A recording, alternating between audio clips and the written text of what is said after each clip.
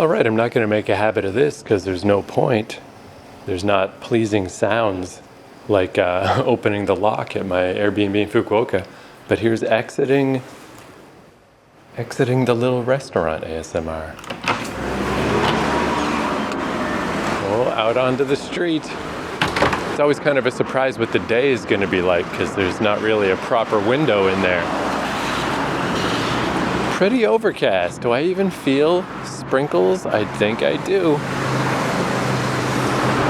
Oh, I'm just looking from the outside. Looks like the people that have private rooms, they do get windows. Lucky bastards. Oh, yeah, it is raining a little bit. Yeah,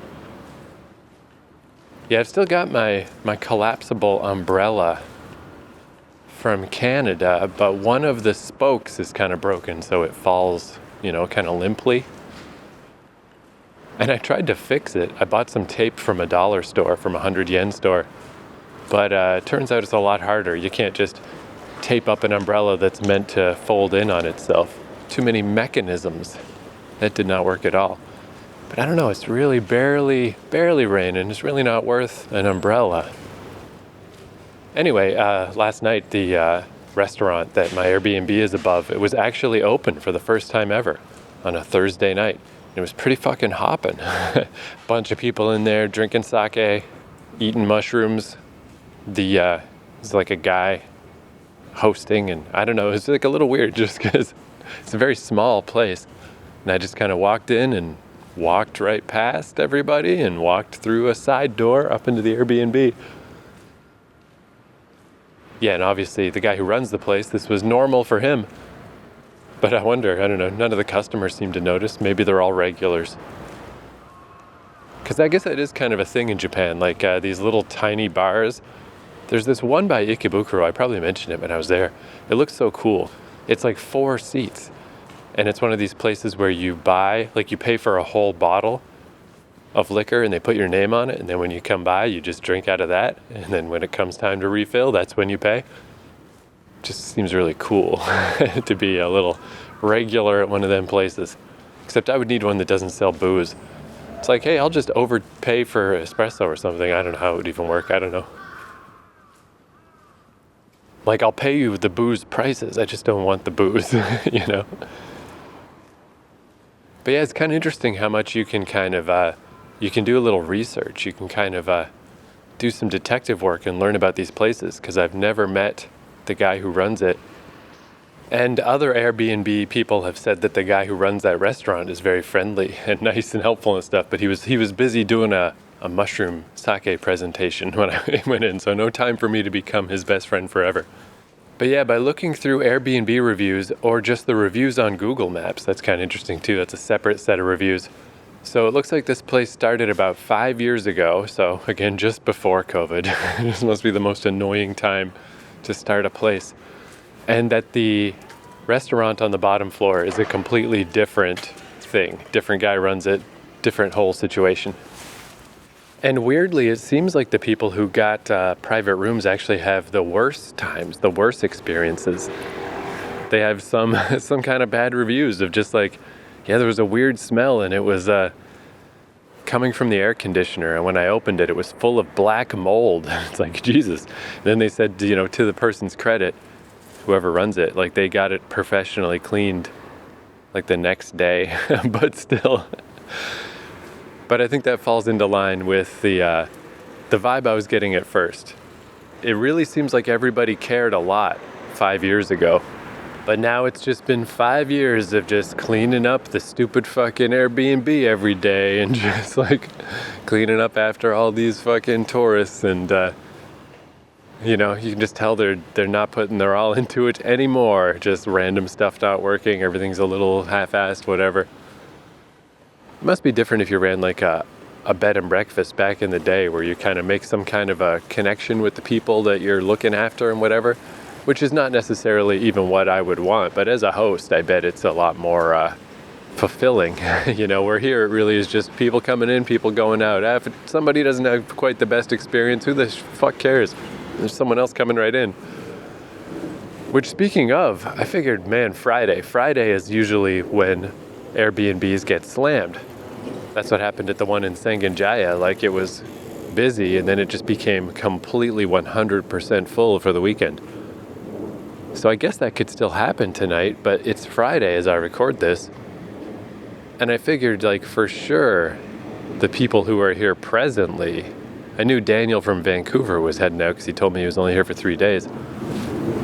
But surely they won't leave for the weekend. How would that even make sense? The weekend's the money melon. The weekend's the time that normal people care about. To me, it's just another day, but to them, that's the day. But everybody's gone. Medium snorer across from me is gone. And importantly, crazy, insane, I'm an orc from fucking Dungeons and Dragons snorer underneath me.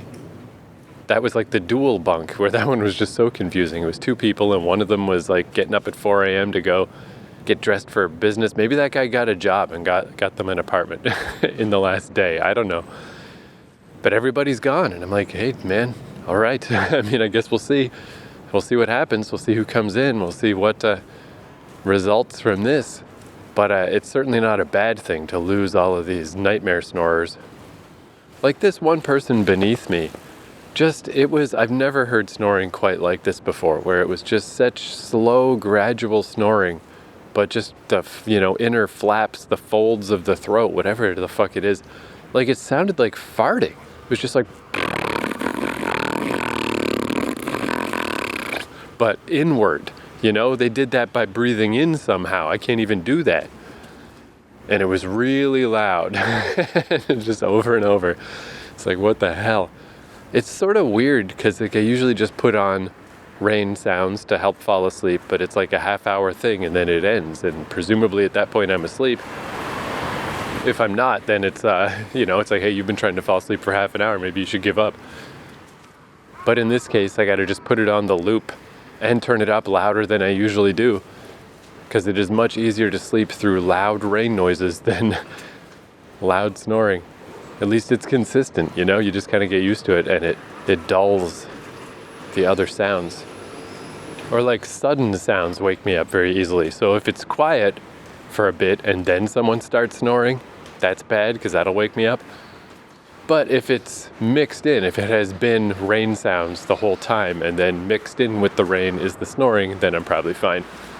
But it's a weird feeling to wake up after hours and hours and hours and the sound's still going. And it's like, man, that's been blasting in my ears this whole time. That is weird.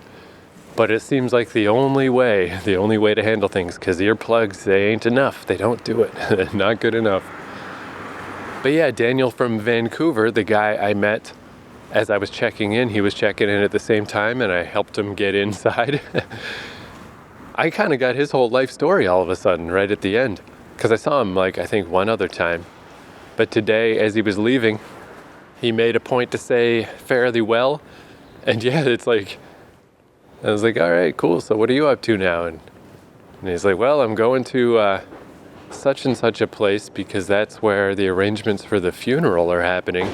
And then I got to go over to this other neighborhood because I got to see about getting my citizenship. It's just like, Jesus Christ, Dan. I didn't know any of this. I didn't know you were here for a funeral. I was aware that he was Asian, but I mean, just because he's from Vancouver, there's certainly no presumption that he's Japanese. There are many, many colors in the rainbow of Vancouver.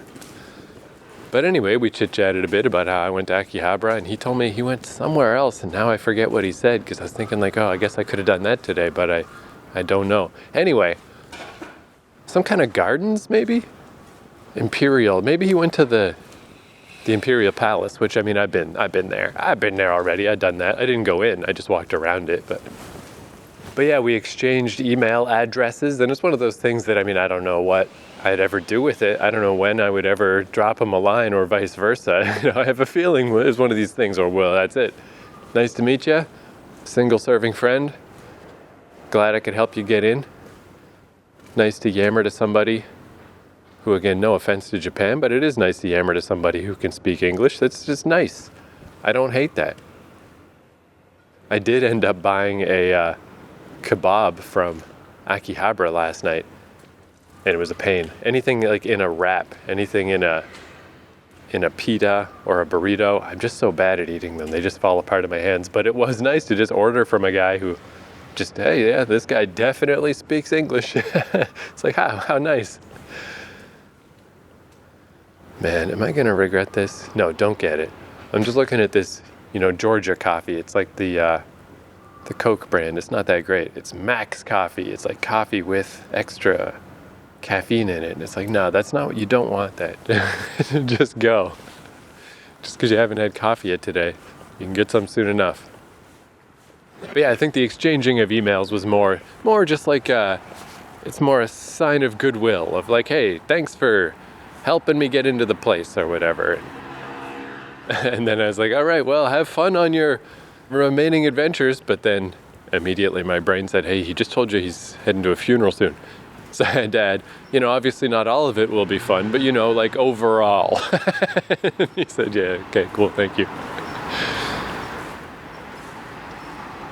But as for today, yeah, I guess this doesn't really change my plans or lack thereof, because it's really not raining that hard. And yeah, I figure I'll just keep my umbrella with the broken spoke just in case of emergencies, just in case the sky opens up all of a sudden, just because it can be collapsed down enough to keep it on me. Where I'm still envious of other people's big, long and tall umbrellas. They got some umbrellas around here. They got just regular size umbrellas too, but they got some that are real big and they're real nice. But they're also really long and awkward. Unless I did some Oswald Cobblepot shit, and just made it into a fucking walking cane or something. I don't know, I thought maybe I'd walk south to Tokyo Bay and just see what happens, but I kind of know what's going to happen. Like nothing, right? It's not going to be good. You can't really approach the bay. If it's anything like Chiba, it's just going to be a industrial nightmare. But I don't know, I might try that anyway. We'll see. And yeah, the reason I haven't had a coffee, I was going to buy one of the brown sugar coffees from the 100 yen machine that I found yesterday. Star Vending brand. That's about star level selling of things, not starving and ending. Very awkward name. But then I was looking in the machine and they had a lemon and yuzu drink. And I was like, aha, yuzu. I learned about yuzu in Fukuoka because I nabbed a lemon off a tree, an unaffiliated tree in the countryside. I feel like I should add that. I didn't steal from any particular person's lemon tree. And even if I did, it was for science. And the science that I learned is that it wasn't a lemon. It was like bitter and grapefruity. And I was like, what the heck is this? And that's when I learned that there's a lemon-like fruit called yuzu that tastes bitter. And I was like, fucking amazing. It's so weird, so cool. So I saw this lemon and yuzu drink and I'm like, sweet, dude, maybe that'll be like a weirdly bitter lemon drink? What the heck is this? But again, I didn't want to drink it that night because I just don't want to have to get up to pee a lot when I'm in this communal Airbnb. So it came out of the machine warm, and I guess that's probably how I was supposed to drink it, maybe like Neo-Citrin or something. But I just kept it stashed away and drank it this morning. But it wasn't really that bitter. The yuzu part was very mild, which I guess is the same with lemon. Lemonade and stuff doesn't actually taste like lemon, it just tastes like sugar. So I guess it tastes, the way you would, actually expect it to taste. But it basically just tasted like lemonade. It was fine. But I was hoping for a blast of yuzu. Hook me up. Hook me up with something weird and bitter, and that is not what it was. And it had no caffeine in it. So yeah, that's where it's like, I gotta get me some coffee. But if I go to the mini stop, was it mini stop? No, it's Daily Yamazaki. I'm gonna get me some bread for, actually I think I dawdled enough at that Airbnb that it's a little past noon, so I guess this is my lunch. Oh yeah, that's the other thing I noticed today, kind of, again, as interesting as anything is in this podcast, I guess, so it's fine. Because so many people were leaving the Airbnb, they had to flip it, they had to clean it up. So I was just in my bunk with my little curtain closed, doing some computery stuff. So I could really only hear what was going on, but it was kind of interesting too, because I got a couple little insights into how they clean stuff, at least in a Japanese Airbnb. Because like it does seem a little different. I feel like in North America, with hotels and stuff, and probably Airbnbs, it's kind of like you just wash all the linens, you just change everything. Not the mattress, but everything else. Where I noticed even in 2019, it's a little different in Japan just because there's more of this futon culture. So it's not necessarily let's throw every single thing into a washing machine every single time. It does seem like some of their cleaning methods are a little different, and maybe what we would sort of consider not cleaning methods, you know? I can't say for sure, but that's just the feeling I was getting a little. And this was a bit like that, where I heard a lot of, like a huge part of this process was definitely lint rollers, you know, those things you can get at like the dollar store or whatever, that it's just like a plastic stick and it's got sticky tape on it, and you roll it over your clothes or over whatever to pick up lint or dog hair.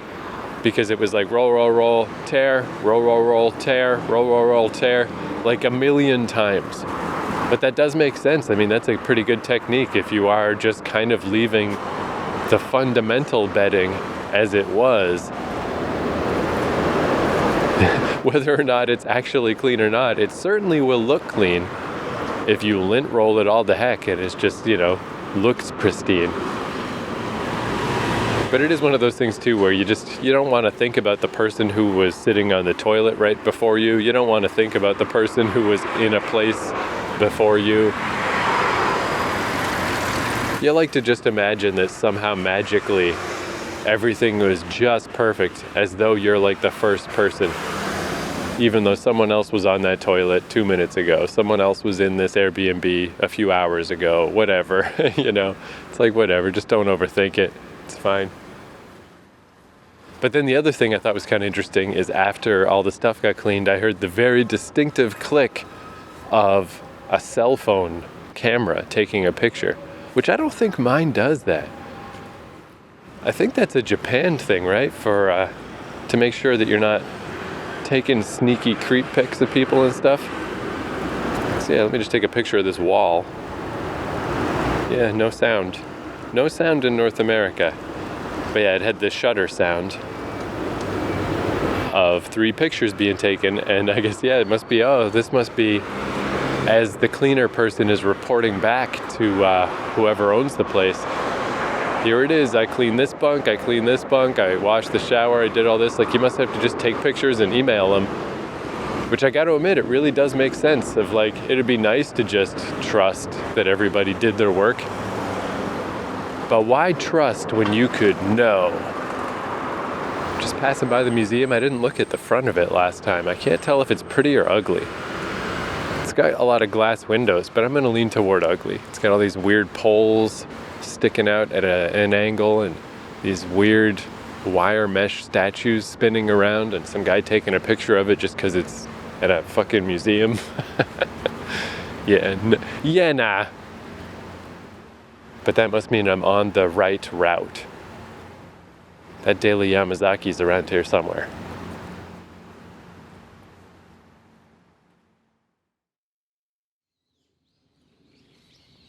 I'm just walking through this nice little park that is, the fall colors are really starting to happen. I mean, I guess it's just that the trees in Japan are only, well, no, I guess not. I was going to say they're half evergreen and half not. But there are some over here that are partially changed still.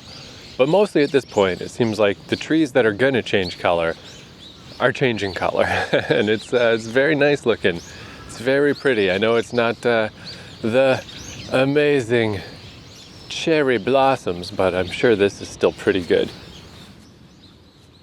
And this, I don't know if, no, I guess it does. I was going to say, I don't know if you could say fall leaves really fall into being a like Canadian sensibility thing, but yeah, we got a fucking maple leaf. Our goddamn flag looks like a fall fucking leaf. Like, I think it's safe to say that this speaks to my Canadian heart, even though it is a phenomenon that happens all over the place. But I saw a guy at this park sitting on a bench with his laptop, I did that a couple days ago. but it was clear skies. Today it is just sleet, not gray, but like a light, well, it's not blue. It's not gray, it's not blue, it's not white. It's just nothing. It's just a void of nothing in the sky. Bright nothing. It's the bright version of the incredible darkness at night. And yeah, it's not raining at this very moment, but that guy, it's a brave fucking guy. It's been kind of misting all day. So I didn't even get what I expected to get at Daily Yamazaki. I can't remember what I saw yesterday that caught my eye. But anyway, today they had like a breaded chicken sandwich thing, and I got like a hot dog with all these hot peppers and stuff on it. And it was kind of good, the same way getting like the kebab thing was kind of good yesterday. Just as like a jump back to little North America. Every once in a while, I mean, I am starting to get that impulse now that I've been in Japan for a while of like, geez, what if I just went to Wendy's or something? So I got a little taste of that feeling, and it was good, but yeah, just like the grease on my fingers, and I'm just like, I gotta go find a washroom, and of course there's never soap in the washrooms, but at least wet my hands and then wipe them on my pant leg or something, just this grease. God, get off me, grease. And yeah, I'm sure if you live in Japan, it's nice to have, once in a while, let's go get a hot dog, let's go get a fucking chicken burger, let's just do this type of thing. You know, McDonald's is extremely popular here as well, just to have a nice change from traditional Japanese food. What am I saying, traditional? I think it's safe to say 7-Eleven food is not traditional, but it's the new tradition. It's new traditional. Because for me, it made me realize, like, nah, I'm not going to be in Japan that much longer. Time's going to go by really fast. Even if I'm just eating onigiri and ginger soy mackerel and even noodles, you know, even just ramen or whatever, even if that's all I'm eating all the time. Take advantage of it now while you're here, while you can. The ramen is not that big a deal, but it kind of is, because ramen here, it's just better. Even if you're just eating convenience store ramen, because, you know, you can get like an egg from the convenience store, and they have like some of these weird eggs that are like absorbed some kind of sauce. Again, it might just be soy sauce, I don't know, but so they're like black, and you can get all this cool weird stuff. It's just better, you know. So yeah, I think it's I'd be better off eating that stuff while I can, while I'm here, while it's easily accessible. With like a month or so to go, I think this was the appropriate time to just be like, yeah, fuck it, give me some fried bullshit, let's do that. But then upon eating it, and it was pretty good, I mean, I'm not complaining, it was well made, it was like pretty tasty, but it's like, yeah, no. The last 4 years in New Brunswick, Canada, where all I could eat were chicken burgers and shit, because it's all they have, that came back in a flood. I was like, yeah, no, I'm not, I guess I don't miss that.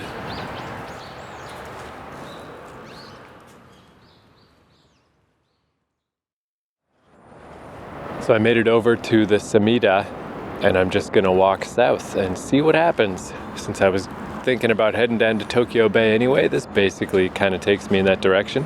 And I get to walk next to some water.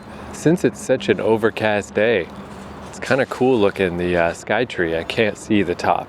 It just disappears into a fuzzy haze about 4/5 of the way up, just above the big main observation deck. And yeah, it's actually a cool vibe. This really feels like coastal. This feels like, despite the fact that it must be past 1 o'clock now. Yeah, it's about 1:30, but it feels like 6 a.m. It feels like I got up early and went down to the shoreline, you know, in like fucking St. Andrews or something. Instead of the beautiful bright lights at night of everything all lit up and everything all beautiful, this is just totally plain, just the plain river. And there's not even really people. I guess the rain probably scared them away earlier. It's like one person way down far ahead of me and one lady who just passed me. But usually there's joggers when I'm here in the evening. It's just non-stop joggers, people jogging everywhere. And yeah, that tower, as I walk away, it's just getting more and more disappearing. It's like that Stephen King story, The Mist, that they turned into a movie with a new ending, which was terrible. I hated the ending, but the short story didn't have an ending. It just ended ambiguously with like, who knows what we will do in this new world of The Mist. So I guess I can't complain. At least the movie had an ending, but it sure was fucking stupid. But anyway, that has nothing to do with anything. It looks cool is what I'm trying to say. That tower really looks like, it looks like it's from an oil painting or something. It just doesn't look real. It really looks big. You know, when something disappears into the clouds, that's the sign of bigness. That's what made me think of The Mist. There were these monsters in the mist, where in the mist, it's just the world gets enveloped by mist. It was supposed to be mysterious, but I think it was later revealed that it was all tied into the Dark Tower or something. Nothing makes a mystery more entertaining than to just explain it. But in the original, mysterious mist takes over the world, and they're stuck in this supermarket, and outside are monsters, and they just don't know what to do.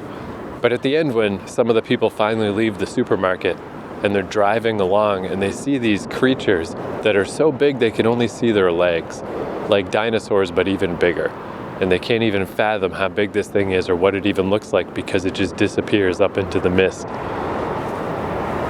That's what the sky tree looks like right now. It's fucking cool. Yeah, I like this vibe. I don't know, it's weird. It doesn't feel like an overcast gray day. It just feels like a cool fisherman day down by the water, down by the docks.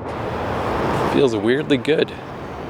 Yeah, one just weird little thing I wanted to mention about yuzu, since I learned, that yuzu exists, this fucking magical fruit, and just like wonder how many fruit there are in the world and vegetables and just stuff that I've never heard of before.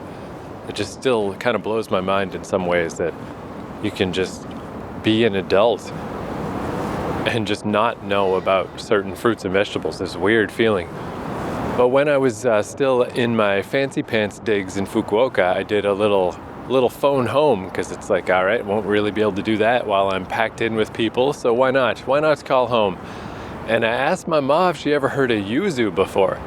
And this kind of surprised me. She said that she did, because my dad went on a kick at one point of just trying to buy fruits and vegetables he'd never heard of, so I guess I'm a chip off the old block, but I was surprised to hear that because my dad famously did not like trying weird stuff, I mean, he would buy anything from the supermarket that said new, but it wasn't really new, it's just some new frozen enchilada or something. It's not actually different or weird in any way. But yeah, he went on this phase of buying all this stuff to try out. And my mom was like, there was one called ugly fruit with an I. I was like, for real? Ugly fruit? But I looked it up. That's only one of its names. It has an official name, but it is known also as ugly fruit. And I can't remember what she said it tasted like, but I mean, what the hell? Not only is there stuff I don't know about that I've never heard of, but it has the weirdest fucking names in the world.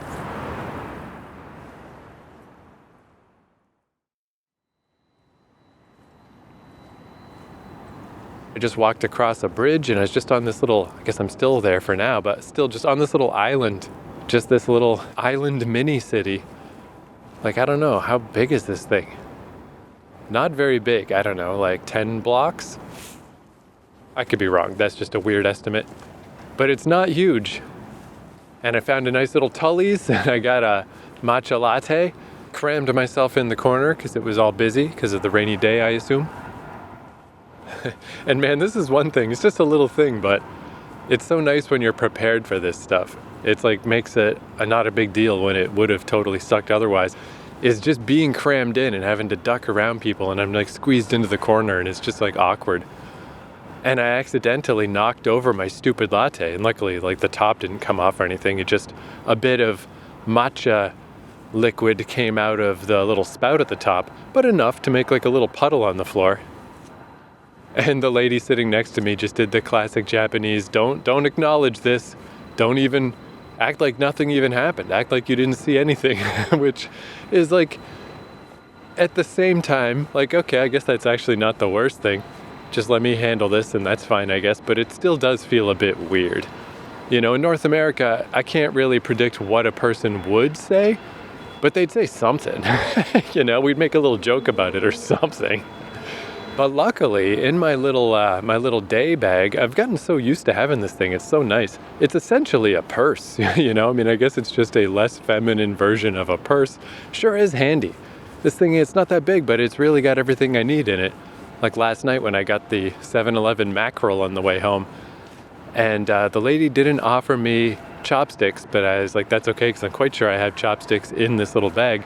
Turns out I do not, but I do still have my little plastic fork that I haven't used since I was at Yoyogi Park. And I'm like, good enough. Used my plastic fork to eat it. When I got back to the Airbnb, I washed off the plastic fork, tucked it back in there. And if I do end up with a spare pair of disposable chopsticks, I'll put them in here too. But one thing that's in here is I bought one of those little 10 packs of just like moist towelette type things. And I just had those in case I should come across a washroom that doesn't have toilet paper, which never happens. It happened one time at a random ass park in Fukuoka, and that's it. It hasn't happened since, so I actually forgot that I had this thing because it's like zippered away in a little side pouch. And I guess I could have used it this morning when I had gross grease all over my fingers. I just kind of forgot. But as soon as I spilled the matcha, it's like then my brain kicked in. It's like, okay, potential social shame happening right now. Quick, spring into action. And immediately my brain remembered, hey, in the side pouch, you got that thing. You've never even opened it. So I'm like, cool, you're right. I open up the thing, the little 10 pack. I used like half of them and I just cleaned up the whole mess like perfect. Like it never happened. Because otherwise I would have had to go all the way, ducking through people to the front counter. And the napkins they had were just like the very smallest, thinnest, lightest. I would have had to use like fucking 50 of them. It would have been awful. Instead, I just cleaned it all up. If anything, the floor was cleaner when I was done. And it's just like, yeah, nice. Even though I didn't use these little wipes for what I thought I might need them for. But that's a good thing to have on you, dude. Just have a little pack of fucking wet wipes in your little day pouch. I would consider that necessary, even if they're almost never important. The times when they are important, they're dang important. So yeah, I hung out there, did some computery shit till my computer was almost dead. Not a lot of places to plug in your computer in Japan, but you know, in a way it's not bad. It's a good arbiter of like, that's a good way to still have the sort of, hey, just hang out, inviting vibe, but also the, hey, but don't just stay here forever. Because I mean, I was there for at least 2 hours. Maybe more than that, I don't know. Definitely if I'm rendering videos and stuff, it just eats up my computer battery like crazy. I must have been doing something to eat up my battery, because it got eaten up a little faster than it should. But anyway, good timing though. Because then when I came out, now it's nighttime, and from the center of this little island, I just walked over to, just kind of followed the lights now. It was really pretty in the daytime with the cool mist, but you just can't beat the lights. The lights at night, I mean, it has to be the prettier way to see Japan, because the daytime's amazing, but the night is just, I don't know, it's just insane how cool it looks. So I saw some lights strung up on like a little shopping street, so I just gravitated naturally toward them, and just like, oh, pretty beautiful. And walked through a little park, and then up some steps over a little seawall, and then boom, back to the water, back to like, it's all like canals in between these islands, and it's just boom, like it just hits you, like all the buildings are lit up. And then the bridges, I don't think bridges are lit like this in North America. They have like utilitarian lighting, but these have lighting, both the bridges I'm looking at, like lighting all the way across them. One of them is yellow and green, the other one is purple and white. It just looks so fucking cool. And that was gonna be enough. I was just gonna say like, man, so beautiful. But as I've been walking between two of these buildings in the distance, I'm like, is that the Tokyo Tower? I've never been to the Tokyo Tower. I don't quite know where it is. But I'm finding that stuff in central Tokyo is a lot more walkable than I thought it was. Everything's a lot closer than I thought it was. I was just walking toward this purple and white bridge because it looked pretty. And I was like, I'll just go cross over there, whatever. I think it's kind of sort of taking me back where I need to go, but I'm in no hurry to get back to the Airbnb. So who cares? I'll just walk wherever's prettiest, and then I'll catch up on where I am later, whenever, who cares? But yeah, it's like, of course, with the nature of towers, maybe it's not that close, but I'm like, I think that's Tokyo Tower. So I mean, I could mosey in that direction, why not? A misty day would be a perfect day to see it. But then, I've never heard tell of this phenomenon, but if that is the Tokyo Tower, I don't know what else it could possibly be. It has to be. It's not easy to see from where I am right now. There's like these two buildings that I can almost see it right between.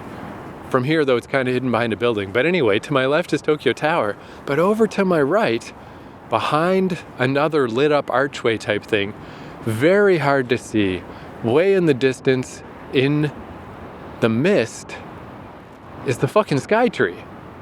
I'm looking at the Tokyo Tower and the Skytree at the same time, right? Well, not at the same time because I have to turn my head, but from a single vantage point. Is that a thing you can do? Is that a common thing? Like, I wonder if there's like specific points that are known in Tokyo where you can see both. Or did I discover it? In case I discovered it, let me figure out exactly where I am. Let me tell you what it's called. Just so it can be confirmed or denied by future historians. Tsukishima Monja Street is where I was. Tsukishima Monja Street. And Tsukishima Station is right there. So I'm just in the northwestern shore from Tsukishima Station. Near the Kachidoki Bridge is the one I'm looking at. That's the purple and white one. And the yellow and green, for some reason, does not have a name that it wishes to tell me. Yeah, holy fuck, it's right there. Tokyo Tower. Tokyo Tower this way, Skytree that way.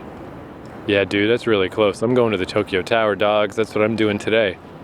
This is not what I expected to do, but hey, man, that's the joy of Japan in general. And yeah, this fucking vantage point I'm at, this little central Tokyo fucking, I've never stayed like this central before. It's kind of absurd how close everything is, how accessible everything is. And then we'll see from here. I mean, I could take a train back, but every time I noticed a train going by across the Sumida River, back toward the direction where I would need to go, pretty much any time of the evening when I see one go by, it is so packed full of people. It's just so packed. And I'm like, I would rather not do that if I don't have to, if I could avoid it. Like, what the hell? But we'll see. I mean, I'll probably just walk. But man, I just love that I just keep walking around. I mean, this has been happening for weeks now. You just walk around and something cool happens. Who needs a plan? Fuck a plan. But yeah, shit, that's such a weird Tokyo Tower, Skytree. But I feel like that must be a relatively uncommon phenomenon. Because even here, I mean, yeah, like I said, it's not quite perfect. I can't quite properly see the Tokyo Tower right now. And once it comes back into view, Skytree is quickly disappearing behind a building. I don't even know if this really counts. There's got to be better ones than this. But yeah, I don't know, I just assumed they were really far away from each other. I'll tell you, there's no better way to learn geography than to just walk around. You really do get a sense of where everything is in relation to each other, way more so than with trains. With trains, nothing sticks in my brain. I never know what's going on.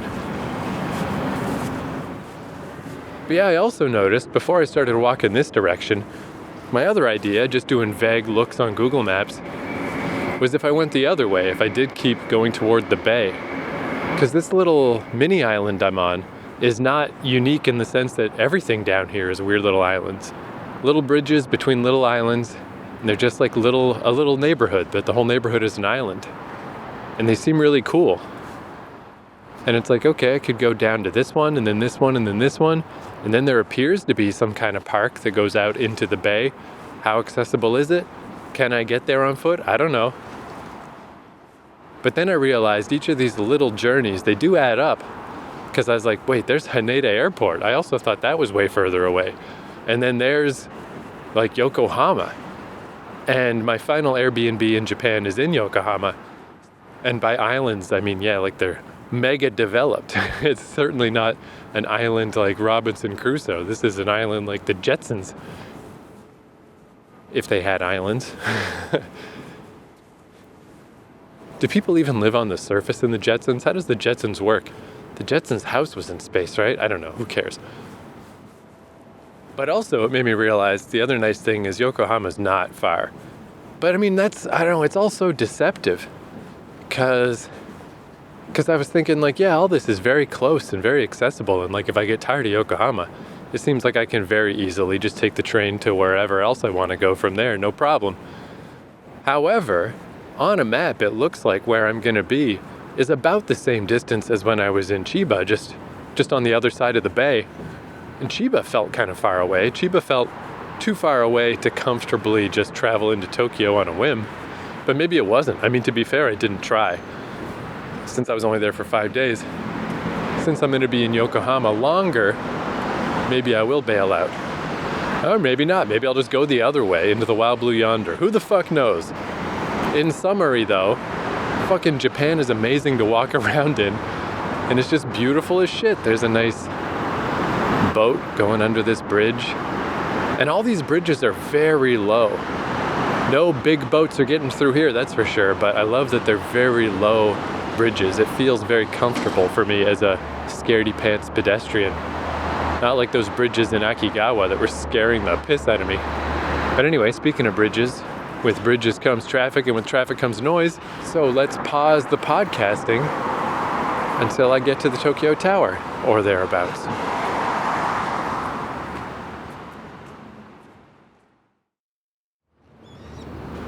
Psst. Hey. It's Keith from the future. I came back here the next day, and I found the exact spot you can stand, where you can see the Tokyo Tower to your left through these buildings and the Skytree to your right. Also between some buildings, but much bigger, easier view. You really got to be in this exact spot. So next episode, I don't know shit about Google Maps, but I'm like, oh, let's see, it's got your location and it's got fucking coordinates. So I read off the exact coordinates. So check next episode if you want the coordinates. But for this episode, let's try this, because the other thing is there's a code. Share a short code for this location. So I mean, presumably, this is an evergreen code, right? This is, in fact, where I am. So let's try this. And if something doesn't work with this code, like I said, the exact coordinates are in the next episode. But let's do both. Why not? As a backup, in case you care, in case you happen to care about where this exact location is with this view, because I think this is pretty neat. So the code that Google Maps claims will take you straight here. All the letters are capitals, and it is 8Q7XMQ7H +CH. So yeah, give that a go. And maybe there are all kinds of places where you can see both the Skytree and the Tokyo Tower at the same time. But I don't know, maybe not. Maybe this is actually a cool thing. Maybe it's not. Whatever. Either way, that's the code. Now back to the episode.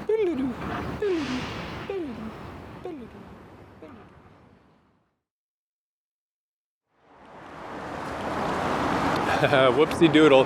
I had headphones in, and I was like, oh, I gotta pull out the recorder. I gotta describe this beautiful moment. Then I realized once I took out my headphones and turned on my recorder, it's like, oh shit, I'm actually next to all the traffic in the world. There's an overpass, there's a second overpass, there's 2 streets. Shit. Maybe though as I walk away from the overpass, it won't be as bad. Because yeah, I was just walking along, and there's still like the mist hanging in the air, and it just makes the city look so awesome. And I stopped in a washroom, and there was a can. Somebody left just an empty beer can on the top of one of the stalls in the men's room, which, I mean, that happens not often, but once in a while. I'd say I don't even think every week, maybe every 2 weeks. You see that? It's just a little rare. But I saw that, and I did kind of think like, oh, you know, this wouldn't be the worst day ever to go to a convenience store and get a fucking strong zero and just walk around with a buzz because the beauty of the city and the lights and everything and the mist, and it makes the lights look even better. But then I was like, nah, don't do that, dude. I mean, you've already learned your lesson this trip about drinking. And then as it starts to wear off and I'm trying to walk back to the fucking hostel, it's just a pure misery. There'd be nothing fun about that. But then I was by some kind of a construction type area that had one of those machines that I only ever seem to find in the airport or the train station of, where it drops the little cup with the drink in it. It's just my favorite thing ever. So I just got a little coffee in the little cardboard cup, which is kind of inconvenient. I've got the cup now just tucked away in my book bag so I can throw it away at some point. It's way more convenient to have a can and just be able to throw it away. But I love those little cups. So I got that instead, walking around with my little cardboard cup, sipping on coffee, walking around, beautiful city. But then I kind of got caught behind the aforementioned overpass, and I was just walking along, overpass on one side, some kind of closed garden on the other side. And I was stuck behind the overpass for a while, and I couldn't figure out how to get across it until I finally saw a street light in the distance. And I got there with a big bunch of people waiting to cross, and I turned the corner, and boom, there's the old Tokyo Tower right there in the distance down the street, all lit up with the haze, and it just makes the sky around it look red, and it's just like fucking awesome. And it's one of those things, like, I mean, the Tokyo Tower, the reason I never went there before is I'm just like, I don't know, whatever, just a landmark, maybe I'll stumble upon it one day, maybe I won't. I guess I was just like hoping for a day like this to happen. It didn't seem worth like going directly there because I'm not going to go up in it because I'm scared of heights. And I just much prefer passing through neighborhoods rather than going to a distinct place. But yeah, I guess I'm glad I waited because it all worked out perfect today. Like, it just looks so good, and you just get that like, oh yeah, you realize deep down, like, I guess I have seen that tower a lot of times, and I guess I have seen it referenced a lot of times. I guess I'm a little more familiar with it than I thought I was, just through movies and TV shows and fucking whatever, random YouTube clips and stuff. And it looks so good. And now I can kind of, the tower's disappeared from view a bit, but I can see it reflecting off this building. So I get to see the tower reflection view. It's like, fucking, all right, cool. So anyway, I'm very close to the tower, but this is a loud neighborhood, so let's shut down the recorder again. But man, what a perfect little stroll. Very close too, way closer than I thought it was gonna be. I was afraid, towers. I got a bad history between the CN Tower and the Skytree of, that tower's not that far, and then having to walk for 3 hours. This was like a half-hour walk, maybe 40 minutes. No problem.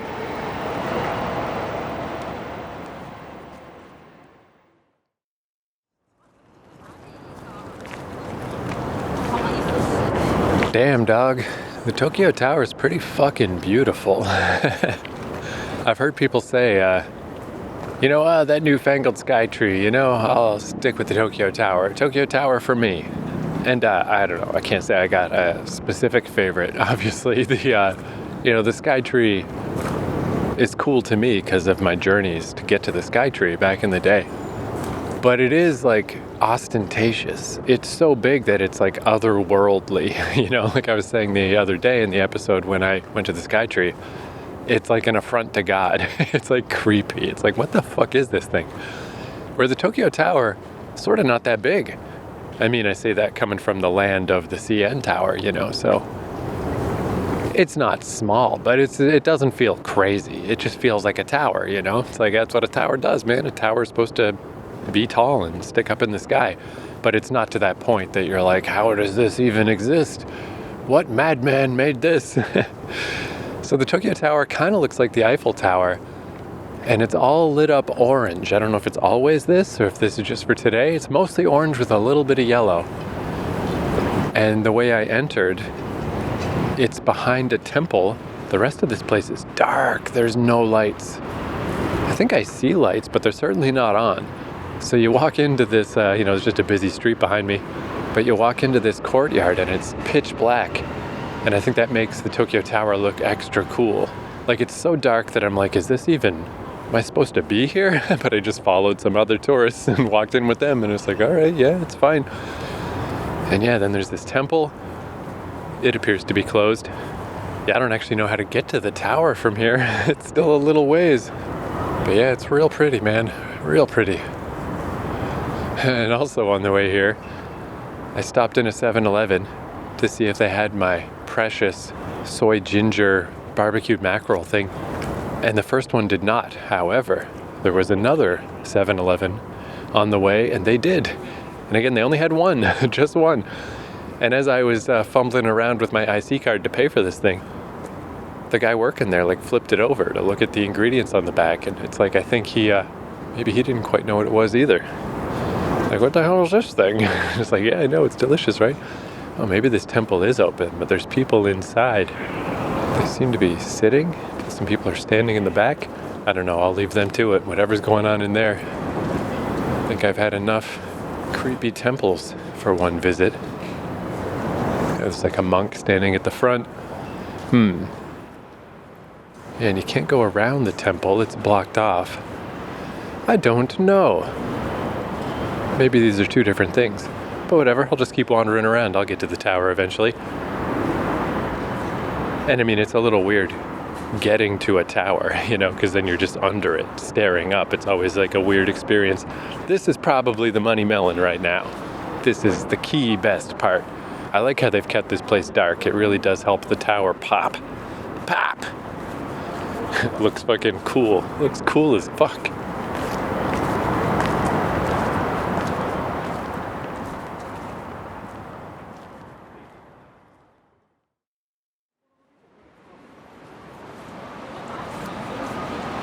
Alright, I got to Tokyo Tower, and as with all towers, there is diminishing returns as you get closer. If you're not going to go inside and pay to go up, it gets to the point where you're craning your neck, and yeah, you start to feel dizzy.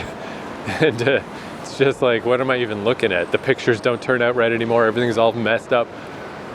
But I mean, still cool, but from a slight distance is definitely the peak spot, I think. And then from there, I think I don't think I recovered as well as I thought from staying up till 5 a.m. 2 nights ago. I slept pretty normal yesterday, but I think I didn't quite catch up because definitely feeling it. Feeling the fatigue. Where if I was staying at my own Airbnb, this is where I would just shotgun a coffee and power my way through. But I don't want to drink coffee because I don't want to get up in the middle of the night and possibly wake people up. Again, there's nobody in that hostel right now, or there wasn't when I left, but I presume it being Friday night. When I get back, there's going to be people. So I'm trying to dehydrate a little. It really does work though, even me with my tiny bladder. I just pee once before I go to bed, and then I pee when I wake up, and it's like, oh, I'm like a normal person. How about that? But I was like, shit, I don't know about this. Maybe I should take the train. But even just starting to look at the trains on my little Google Maps thing, it's just like, Jesus Christ. I mean, there's quite a few train lines that go approximately near enough to my Airbnb. But I'm like, I don't fucking know. I don't know at all. They got little symbols on Google Maps to differentiate them from each other, but they don't use those symbols in the actual train station. So I went in one of the big major train stations, and it was one of those deals where there's a bunch of shops and stuff right next to the train tracks, which looks very visually beautiful. Like Bio Ueno is like that too. This might be the same. Maybe it all connects up.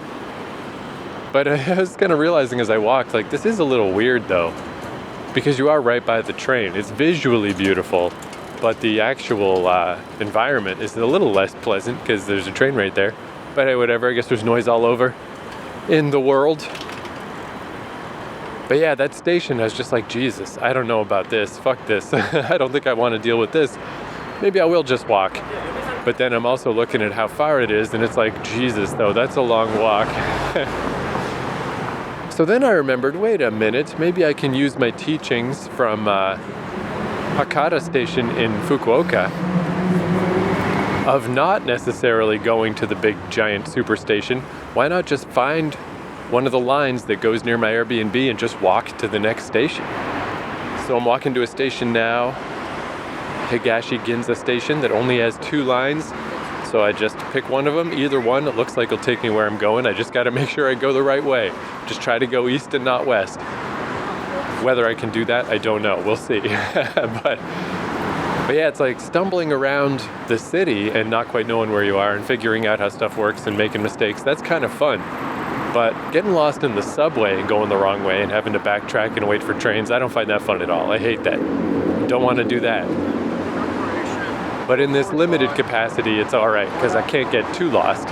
But anyway, the reason I'm pulling out the recorder now, I was just going to wait till I get to the end of this adventure. But I just wanted to mention this walk, as I mentioned with the station, Ginza. I had to look up the neighborhood because I'm like, what the fuck is this? And it turns out it's Ginza. I've heard of Ginza before. I've been adjacent to here, never quite here before. And it really is just a row of just enormous, giant, high-end stores, quote-unquote high-end. I don't know if they really are high-end, like pop culture high-end, the low end of the high-end, where it reminds me of like Fifth Avenue, I think it's called, in Manhattan, where basically there's a lot of doormen, a lot of guys wearing fucking white gloves that'll help hold the door open for you as you go in. And it seems like, I don't know, all you can buy is like handbags and watches and suits, fur coats. I don't know, it's the kind of shit where I'm like, I don't know how any of this exists. Why are these stores even in business? Like, I feel like if you ever bought anything from a store like that, get your fucking head together, mate. That's so insane. It's like just the definition of useless, overpriced shit. It's just such a different world from anywhere that I live. And I don't know, I mean, is this one of those things where it's not like I'm just like, I don't know, fucking yelling from the gutter, oh, you rich people. Like, we could have lived that life. My parents are both real estate lawyers. My mom owns so much property. There's money. We could have been these people. But we're not, because these people have completely warped fucking senses of what anything that's useful or valuable in life. I don't know. Because again, that's where I was saying it's like pop culture high-end. If you're truly high-end, surely you're going somewhere else. You're not going where there's people everywhere. You're not going where there's rabble. This is like, it's the worst of every world. It's just like, I want to feel like I'm a rich man. I want to feel like I'm a fancy man. Why don't you fuck right off? How about that? But anyway, yeah, I think I'm tired probably. It's making me cranky. So I'm gonna go hit this subway station and see if this plan works.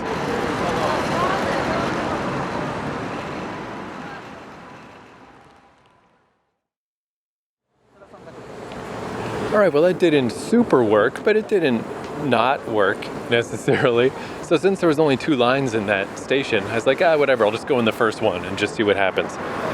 So the best I could do, the other line probably would have been better. The best I could do on this one, let's see, Ningyocho, Ningyocho station is where I ended up. Only 4 stops, about 2.5 kilometers, not a big chop out. But I noticed that it stops right across the river, right across the Samida from that museum that I'm always giving shit to. So I'm like, that's pretty dang close to my Airbnb.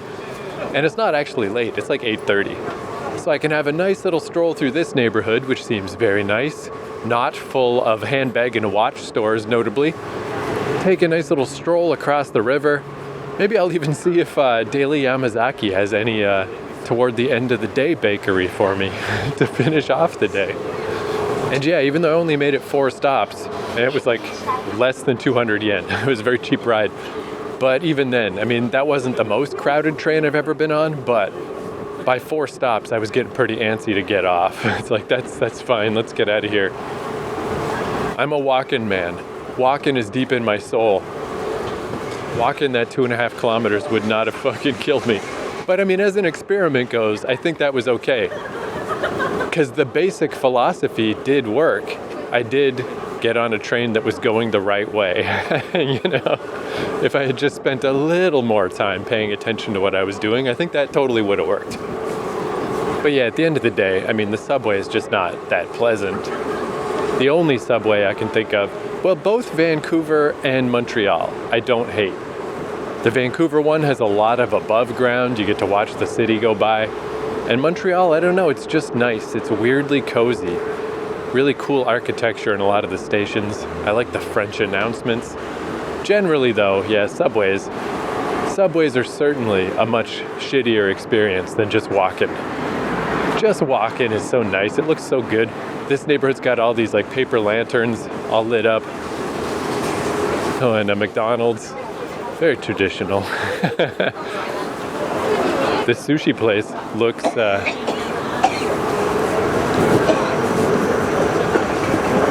I'm walking by a sushi place that looks extremely like the one I went to in Chiba. Oh, here's a test. Did I forget your name already, my friend? Starts with an N. Starts with an N.